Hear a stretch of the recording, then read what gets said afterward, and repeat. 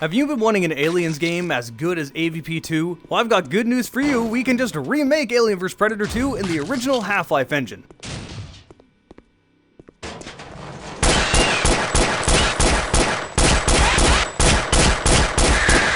Okay, I'm kind of exaggerating, but this mod does have that Alien vs Predator 2 vibe. It even uses a lot of AVP 2 assets, which is not a bad thing because this fits Half-Life 1's engine perfectly. I make the loader not seem as impressive. This is a mod called Solitary Echoes, and you can play it right now. At least, you can play episode 1. Yeah, so I don't usually play mods that only have one episode done or this little amount of content, but what I'm seeing here is incredibly promising. I was incredibly impressed with the presentation. This really does feel like AVP 2, partially because it's using a lot of AVP 2 assets, but also because they nailed that feeling of being alone on an alien's world. This doesn't just look like Aliens, this sounds like Aliens, and that's really important. The quiet pitter-patter you can hear from outside, the steam occasionally coming out of vents, everything you do has an echo. It has the classic Aliens feel that you are alone, but you know you're not really alone. Installing it is also super easy. It installs like any other mod. You just drag and drop the folder into your Half-Life folder, and then you can launch it on Steam after you restart Steam. You are a worker on LV-513. Xenomorphs have taken over and slaughtered everyone. Now I don't even know if there are any settlers left. Without any warning, those nightmarish creatures started pouring out of every crevice, killing anyone in their path. I was lucky to have been in this maintenance room when it all went down. Last-minute decision that saved my life. Supplies are running low, and I've had to ration what little I have left. Food is almost gone. The water won't last much longer. Survival was never a guarantee in here, but it's become increasingly clear that my best chance now lies in venturing out into the colony. It's a terrifying thought. This leads to the familiar survival horror against xenomorphs that you would expect from a game like this. It also introduces you to one of the new mechanics in this mod. Now, when you launch this mod, it encourages you to play the tutorial, stating that there are new mechanics that you might not know yet. The first new mechanic is that you have no flashlight. So you're telling me I'm a worker on this big facility and not a single person in this entire facility has a flashlight? It's Doom 3 all over again. I don't actually mind this. I don't mind this in Doom 3 either. If it leads to a cool gameplay mechanic, that's fine. This game handles it a little more gracefully than Doom 3, I think. You just get flares, which means you can still fight and see what you're doing, but it's a resource you have to manage. You have to think twice about throwing a flare into the dark, because you might need that flare, and you might run out. I actually like this a lot for an Alien-style game. The other new mechanic is a welder. This pretty much does exactly what you would expect. You'll need this welder to break open vents and doors. Honestly, I feel like people could have figured that one out on their own. Granted, I could see people getting stuck at welding open locks. Maybe? Yeah, just play it safe. Anyway, this welder is a lot more interesting than you may think. See, in Half-Life 1, the crowbar was both your tool to do everything, break open crates to get ammo, any sort of puzzle, you'll probably have to use your crowbar, but also it was your melee weapon. It was multi-purpose. It did everything in the game. That's not really true with this welder. It's purely just a utility. You can attack enemies with it, but you really probably shouldn't. Instead, the melee weapon duties get thrown over to this massive knife that you were holding the wrong direction. Why are you holding it backwards? Also, I feel like knifing a xenomorph is a really bad idea.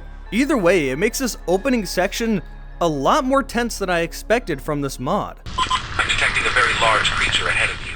You should find a way to sneak around it.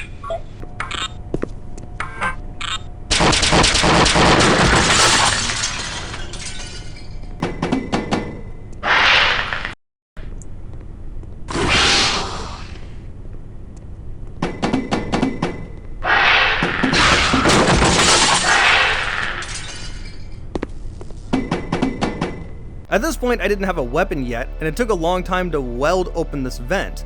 The welder recharges. It kind of works like the Killing Floor 1 welder. So my welder was completely empty by the time this facehugger jumped to me, and it kind of got me.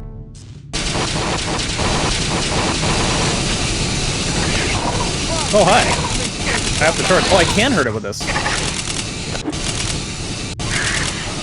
That said, facehuggers immediately stop being scary at this point because they just do like 2 health or whatever, and they're basically a non-threat. They're more or less reskinned head crabs. If there's one thing I think this mod should change is that facehuggers should be a much bigger threat. Make them so they actually latch onto your face and you have to pull them off. I don't think they should be an insta-kill because that would be, well, kind of annoying, but they need to be more of a threat than this. Thankfully, the Xenomorphs are a little more threatening. The first weapon you'll get is this Mark 23. It's the one you got in AVP 2, which I always thought was weird to not have the VP-70. Instead, you have this, which I don't think was ever actually seen in the Aliens movies, correct me if I'm wrong. At least not in Aliens, the second movie, anyway. This pistol does have a laser, which does make it accurate, but it doesn't do the most amount of damage, so the Xenomorphs are a threat. On top of that, you don't move very quickly. You are not Gordon Freeman. You do not run at 30 miles an hour. You walk fairly slow, and these Xenomorphs are very fast. Your pistol can take out the base Xenomorphs, which will spit acid at you and run at you and try to hit you. They do a good amount of damage if they do. But it's also not the best weapon to be using, so I was wanting to find something else rather quick. Especially when you find a Praetorian and...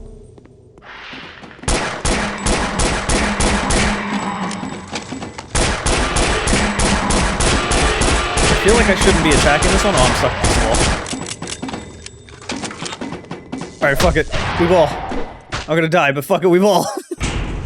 Okay, so that's the way I don't want to go. Yeah, this pistol is not cutting it. Eventually, you do get a shotgun, and this can take the Praetorian down, but even then, it's still a fight. Well, after you've cleared the path of Xenomorphs, you come across someone else who's actually alive. This is where I need to say that the voice acting is really good for a mod.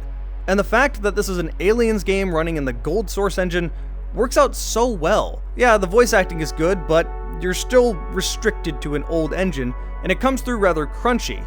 But, I mean, the Alien movies are old, it kind of just works. Let's call down the list.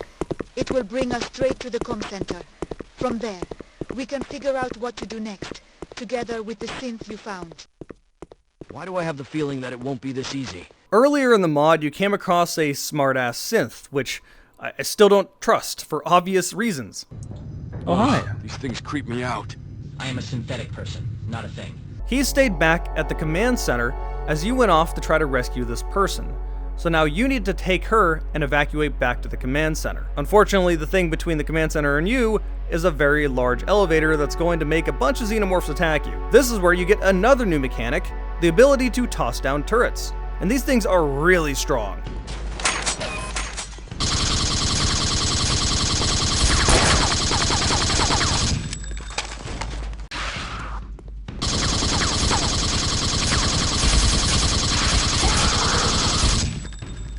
This is also where you see one of the other new Xenomorphs, the Runners. Well, I say new, but new in the context of this mod. You know what I mean. These Runners do exactly what you would think. They run.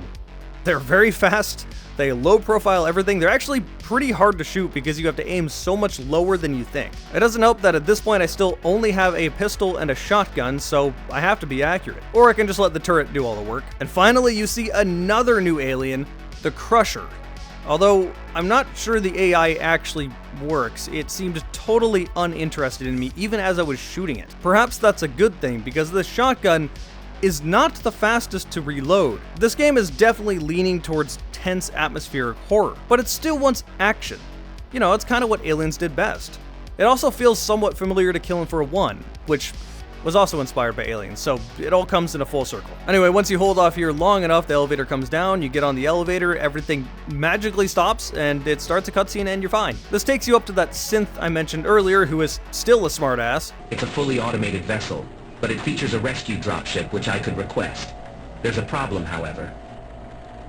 Yes, of course there is. You know, I've analyzed your speech pattern and came to the conclusion that your sarcasm is just a way for you to hide your insecurity. Sick burn. And they devise a plan to get out of here. Unfortunately, that requires you leaving the command center to run some errands, and then the mod just kind of abruptly ends. So yeah, the mod is pretty short. It only lasts about an hour if you're taking your time and do the tutorial, but it is just episode 1. Like I said, I don't usually focus on a mod that's this short, but it's so promising that I needed to make a video of it, and I just love Aliens. I like anything Aliens, as long as it's good. Looking at you, Colonial Marines. I was a little sad that you never got the pulse rifle in episode 1, or maybe it was around in a secret. This mod does have secrets, but I never found one. And I mean, come on. It's the pulse rifle. You need to have the pulse rifle in an Aliens game. And it is in the Aliens game, just not in episode 1. I guess you'll find it in episode 2. Yeah, they don't make these in dragon size. Anyway, if you want to try out this mod, I would highly encourage you to play. I'll put a link down below in the video information and in a pinned comment. It is really good. A big thanks to my YouTube members. They get to see my videos ahead of time. If you want to support this channel, you can click that next to the subscribe button, and if you like these videos, consider subscribing. Or you can check out this video here. YouTube thinks you like it. Google knows everything about you. Or check out this whole playlist of stuff that's pretty similar to this video. Thanks for watching. See you next time.